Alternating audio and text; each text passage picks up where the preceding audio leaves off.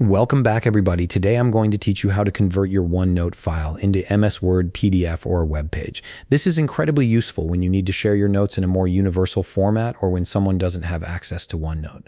Let's walk through this simple process step by step. First things first, you'll need to open your Microsoft OneNote app and load into your notebook. Make sure you're working with the notebook that contains the content you want to convert. This is your starting point, so take a moment to ensure everything you need to export is properly saved and organized within your notebook.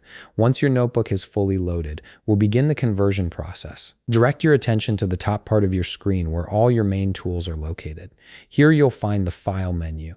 Go ahead and click on it. This will expand the menu and reveal several options for managing your notebooks and their content. The File menu is essentially your control center for all major actions in OneNote, so it's important to familiarize yourself with its location.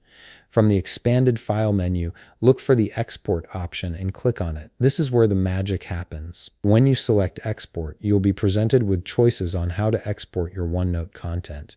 You can choose to export just a single page, an entire section, or even your whole notebook, depending on what you need. This flexibility is one of OneNote's strengths, allowing you to share exactly what you want without including unnecessary information.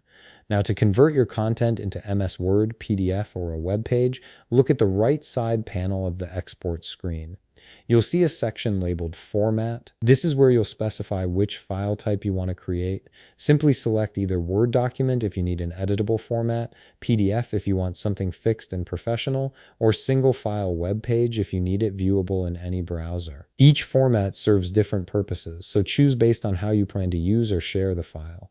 After you've selected your preferred format, click on the Export button. Your OneNote will now process the conversion and save the file to your chosen location. Depending on the size of your content, this might take a few moments, so be patient while the export completes.